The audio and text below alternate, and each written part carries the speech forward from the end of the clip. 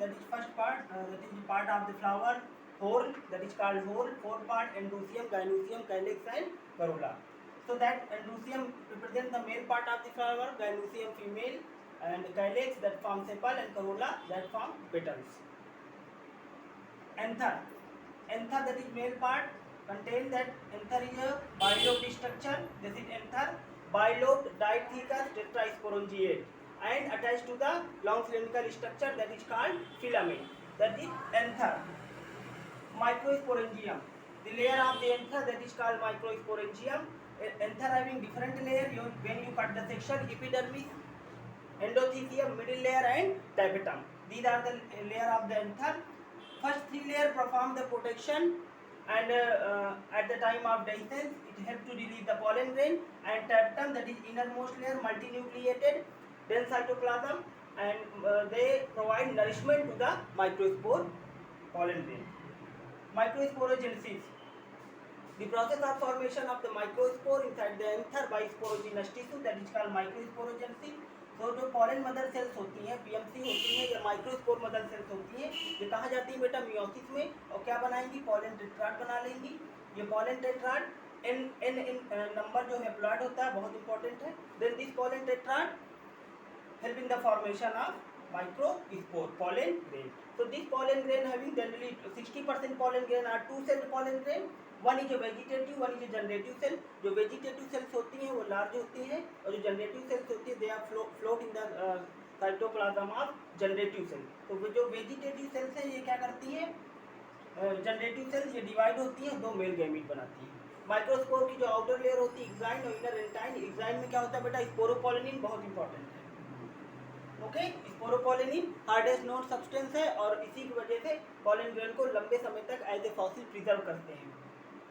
Megasporangium, megasporangium बेटा the structure of ovule is called megasporangium. Microspore that is pollen grain. Megasporangium में structure of ovule, ovule के अंदर बेटा क्या होता है? एम्ब्रियोसैक, और एम्ब्रियोसैक में हमारा कैसा है? 8 न्यूक्लिएटेड और 7 सेल एम्ब्रियोसैक होता है, जिसको हम कहते हैं पॉलीगोनम और मोनोस्पोरिक टाइप. तो there is a site funicle and hilum. Funicle is site of attachment ovule to placenta, or hilum the region where that funicle and placenta are fused together. That region is called hilum. दोनों important है, आ सकता है. Monosporic और polygonum. Monosporic polygonum का बेटा क्या मतलब होता है? 8 न्यूक्लिएटेड और 7 सेल हो गई आपकी.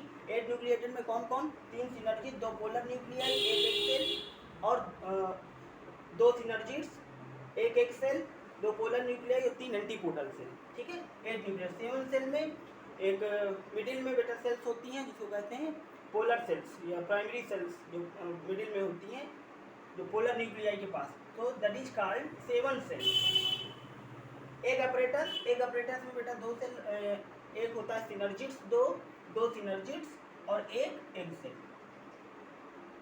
ठीक है, that is called egg apparatus. Next बेटा सिनकार्पस और एपोकार्पस. सिनकार्पस बेटा जो कार्पल फ्यूज्ड होते हैं, दैट इज कॉल्ड सिनकार्पस, जो पाइपेवर में पाया जाता है, और एपोकार्पस जो कार्पल फ्री होता है, that is present in Michelia. Important.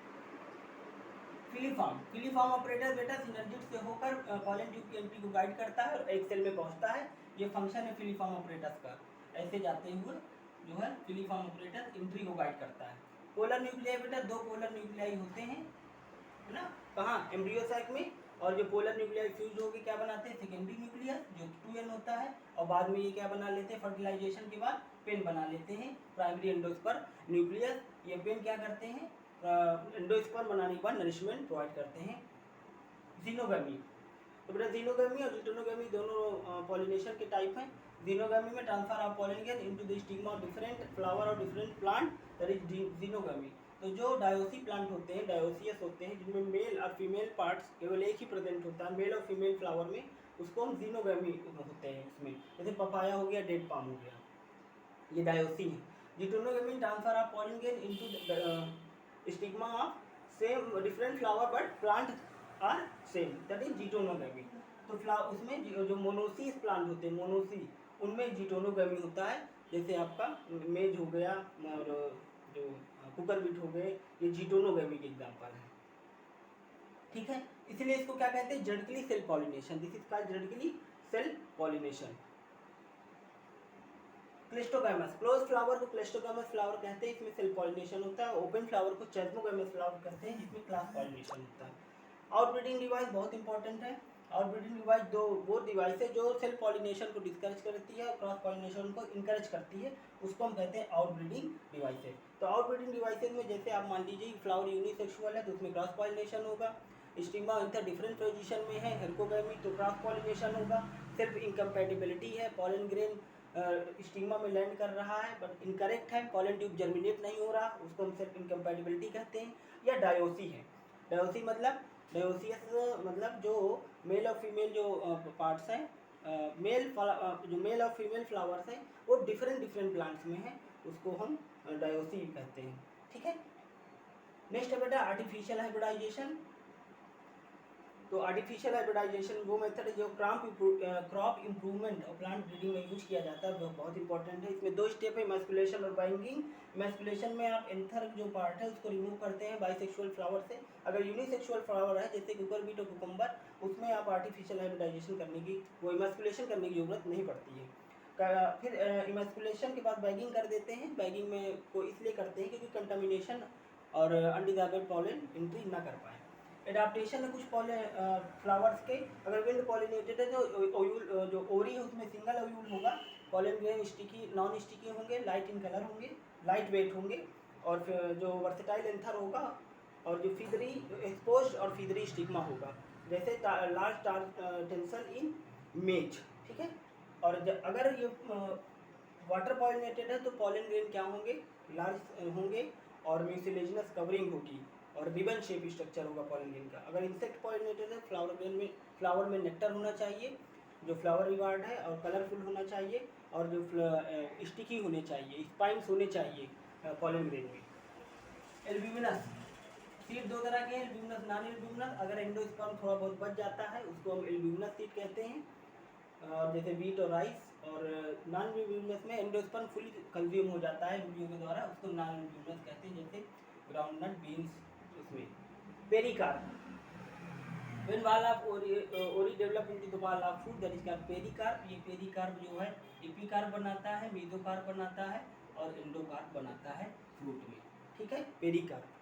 Perisperm, nucleus remain in the endosperm, that is called perisperm. Black pepper example है। कोलियोटाइल और कोलियोराजी, ये 2 ऐसे वर्ड है जो मोनोकाट के लिए यूज किए जाते हैं।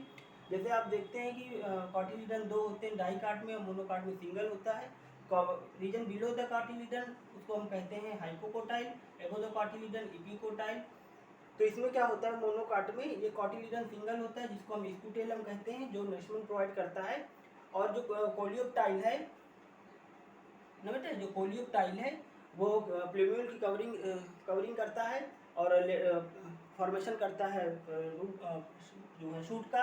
और जो रेडिकल है, जो कोलियोराइजा है, वो रेडिकल को कवर करता है और फॉर्मेशन करता है रूट का। ठीक है बेटा, तो these are the important terms, और कुछ इंपॉर्टेंट पॉइंट है, अच्छे से पढ़ेंगे, definitely it will help for your NEET exam. Thank you.